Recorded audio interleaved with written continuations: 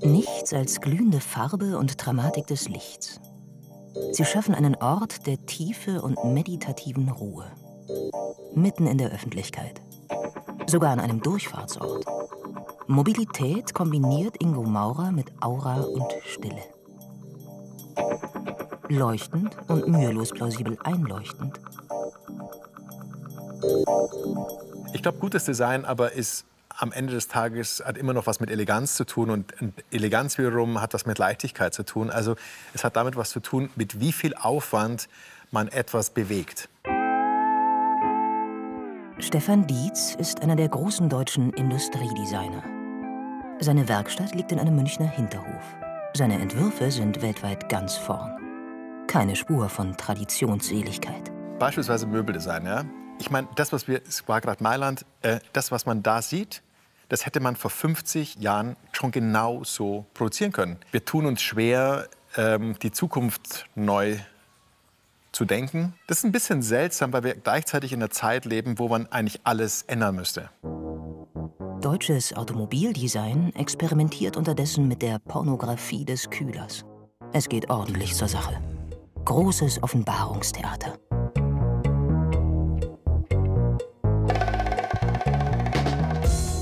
Das Design aktueller SUVs zeigt natürlich auch etwas, was wir fürchten und nicht das, was wir wollen. Eine Gesellschaft, die sich aufspaltet in immer mehr Blasen. Ich brauche Platz, ich brauche Raum. Und ich werde diesen Raum auch notfalls durch entsprechend Quadratmeter und Blech um mich herum verteidigen. Oliver Herwig ist Architektur- und Designkritiker.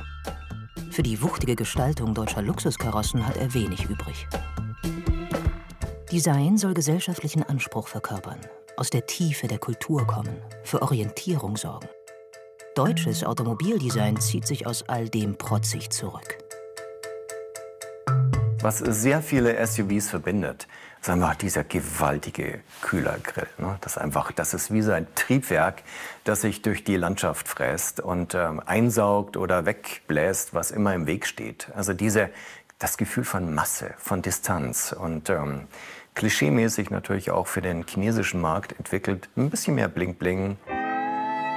Eine Formensprache, die nicht mehr andockt an ethischem und politischem. Vielmehr an indifferentem Kitsch. Aufgebrezelt, aber keine Haltung. Das ist ein Problem, denn Automobildesign definiert die Zukunft unserer Mobilität und prägt unsere Städte.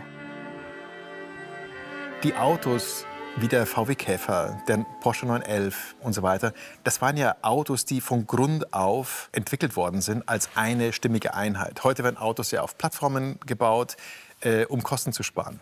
Da ist halt dann der A4 auf der gleichen Plattform wie der Golf gebaut. Und dadurch werden natürlich die Kompromisse größer. Und Kompromisse sind im Design echt fehl am Platz. Farben konjugieren etwa reicht nicht, um Bänke auf die Höhe der Zeit zu trimmen. Auch Community Design steuert umweglos ins Plakative. Das interaktive Mitmachgebot gerät fast zum beklemmenden Karlauer. Der Versuch einer Gegenwelt zum Digitalschönen? Hier herrscht immerhin noch bloßes Wohlgefallen, minimalistische Eleganz. Alles scheint sich reibungslos zu fügen. Das Glatte wird dabei zur Signatur der Gegenwart. Ich glaube, wenn wir so hochgradig arbeitsteilig und globalisiert und denken, dann braucht man sich nicht wundern, wenn die Tiefe im Design an vielen Stellen verloren geht. Dabei könnte Tiefe aus der Farbe kommen, wie in Stefan Dietz' Stuhl Houdini. An Substanz bei strenger Zurückhaltung war es auch Dieter Rams gelegen. Er gestaltete für Braun und war eng mit der Ulmer Schule verbunden. Sein Erfolgsrezept? Das Wichtigste an den Dingen mehr herauszustellen, sozusagen das Wesentliche mehr zur Geltung bringen, so wenig Design als möglich. Design ist immer auch eine Strategie zur Vereinfachung.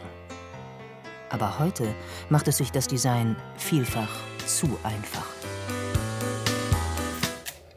Wenn Design die Vergangenheit in den Blick nimmt, Da geht es darum, auch Risiken zu vermeiden. In Krisenzeiten will keiner einen Fehler machen. Und gerade global aufgestellte Firmen können sich das am allerwenigsten leisten. Wenn allerdings Designmanagement über dem Design steht, haben wir wieder ein Problem. Kein Fehler machen heißt, wir bleiben stehen.